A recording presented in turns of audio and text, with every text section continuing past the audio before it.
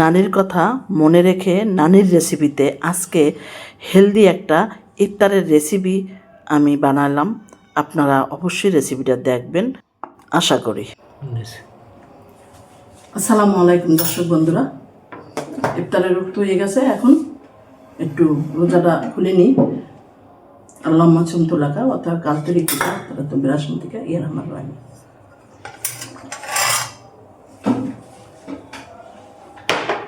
এখানে হেলদি কিছু খাবার আছে একদম। আমার নানা এই নানিকে বলতো, বুড়ি চলো যাই বাগানে কি আনতে, লাউ পাতা আনতে, ভেন্ডি আনতে, ভেন্ডি না সরি টমেটো আনতে।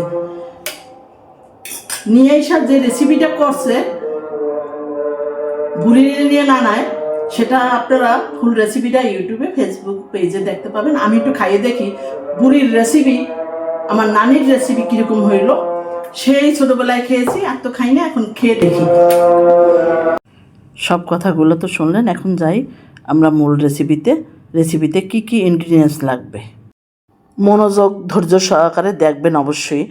আমি কিন্তু ছাদে চলে গেলাম আমার বাগানে, ওখান থেকে কিছু লাউ পাতা পেরে নিয়ে আসলাম। যাদের বাড়িতে লাউ পাতা নাই তারা কিন্তু বাজারের কেনা শাকটা দিয়েও করতে পারবেন, কোনো অসুবিধা নেই।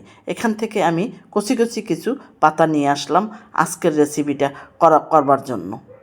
দেখেন কেমন লাগতেছে আপনাদের কাছে, ভিডিওটা ভালোই লাগতেছে, একটা লাইক করতে কিন্তু ভুলবেন না। এখন কিন্তু আমি পাতাগুলা পর্যাপ্ত পরিমাণ পানি দিয়ে ঘষে ঘষে ভালো করে ধুয়ে নিতে হবে। কীভাবে পাতাগুলো সাজাবো সেটাও কিন্তু একটা টিপস। আমার নানি কিন্তু এভাবেই পাতাগুলো ধুয়ে, আর আমি যেভাবে পাতাগুলা একটা পাতার উপরে আরেকটা পাতা রেখে এভাবে সাজায়ে কিন্তু রাখবো, কীভাবে দেব প্রত্যেকটা টিপস অ্যান্ড টিপস সহকারে কিন্তু অবশ্যই দেখবেন। রেসিপিটা একটু লম্বা হলেও টেনে টেনে দেখবেন না, তাহলে কিন্তু এইরকম টেস্ট আর মজাটা কিন্তু আপনারা হারাই ফেলবেন অল্প সময় দেখার জন্য। কেন একটা টিপস হারাই গেলে কিন্তু আর হবে না। এখানে মাসকলাইয়ের ডাল দিয়ে কিন্তু করা হয়, আমি মুগ ডাল দিয়ে করছি, তাও কিন্তু অসাধারণ ছিল। 2 ঘন্টা এই ডালটা ভিজায় রাখছি, অবশ্যই ডালটা ভিজায় রাখবেন। এরকমের ভিজ না হইলে তখন সেদ্ধ হতে সুবিধা হবে। আর ভাতের চাল দিয়ে কিন্তু এই রেসিপিটা করা হয়, আমি কিন্তু আতপ চাল দিয়ে করছি, আপনারা আতপ চাল দিয়েও কিন্তু করতে পারবেন। আতপ চালটা ধুয়ে নেবেন, বাস তাহলেই হবে। এখানে বেশিক্ষণ আতপ চাল ভিজায় রাখতে হবে না। সেদ্ধ চাল হইলে সেদ্ধ চালটাও ভিজায় রাখবেন, তাহলে রেসিপিটা তাড়াতাড়ি করে নিতে পারবেন। যা হোক হইলো চাল ডাল। এখন রান্নায় চলে যাব। এখানে একটা হাঁড়িতে চাল দিয়ে দিলাম, ডাল দিয়ে দিলাম সম পরিমাণ কিন্তু, দিয়ে লবণ দিয়ে তারপরে কি দিব আপনারাই বলেন, পানি। তারপরে পানি দিয়ে দিলাম।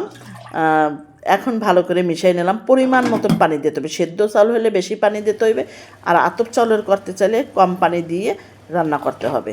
আপনাদের পরিমাণ মতন পানি দিয়ে, আমাদের দেশে বলে বউয়া, সেরকমের মাখা মাখা করে পানি দিয়ে তারপর রান্না করতে হইবে। এখন কিন্তু আমার মোটামুটি পানি টেনে আসছে। আর এই যে চালটা দেখি 70% চালটা সেদ্ধ হয়ে গেছে। এখন কিন্তু আমার শাক দেওয়ার পালা। 2 লেয়ারে আমি শাক দিছি। 1 লেয়ার হয়েছে আমার সাহেবের, আর 1 লেয়ার হয়েছে আমার। সেই জন্য 2 জায়গায় দিছি যেন আমার তাড়াতাড়ি উঠাইতে সুবিধা হয়। এখানে আমি আর একটু সবজি ব্যবহার করছি। এখানে বাঁধাকপি দিছি, আপনারা অন্য কোনো সবজিও দিতে পারেন, না দিলেও কোনো অসুবিধা নেই। কাঁচামরিচ সেদ্ধ দিলাম সাথে কিন্তু, দিয়ে ভালো করে নেড়েচেড়ে মিশিয়ে তারপর ঢাকনা দিয়ে 10 মিনিট লো আছে কিন্তু আমি রান্না করে নেব। কেমন লাগছে আপনাদের রেসিপিটা? অবশ্যই ভালো লাগছে। ভালো লাগলে পারুল আলমের কিচেন ইউটিউব চ্যানেল এবং ফেসবুক পেজ থেকে দেখলে সাবস্ক্রাইব এবং ফলো দিয়ে রাখবেন নতুন ভিডিও আপডেট দেখার জন্য। এখানে 2টা কাঁচা টমেটো কিন্তু আমি দিয়ে দিছি। দেখেন সে টমেটোটা এতটা জুসি, এতটা মিষ্টি লাগছে, আমি ভাবতেও পারি না যে কাঁচা টমেটোটা দেওয়ার পরে খেলে যে এতটা স্বাদ লাগবে। এই যে বাঁধাকপি সাজাই নিলাম। এগুলো ছিল অমর্ত্য, আমার নানির ভালোবাসার অমর্ত্য ছিল।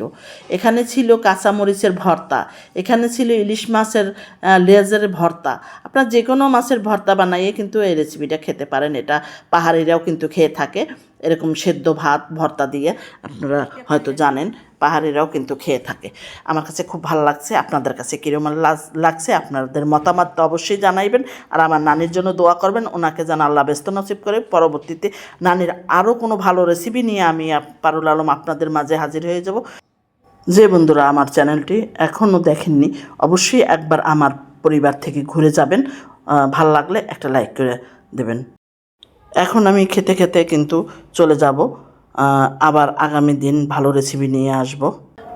কি বলবো, এটা স্বাদ বলতে হলে একটু সময় লাগবে, মানে খেয়ে নি। তোমার কীরকম লাগছে এই আমার নানির রেসিপি? কেমন লাগছে দর্শকের কাছে বলো একটু। তুমি তো খাও না এই রেসিপি, তাতে আজকে নতুন, বলো একটু। ভালো। আজকে সত্যি নানির কথা মনে পড়ছে যে এই রকমের সাদা একটা রেসিপি, সাদা সিধা, মানে কিন্তু খেতে যে কতটা মজা।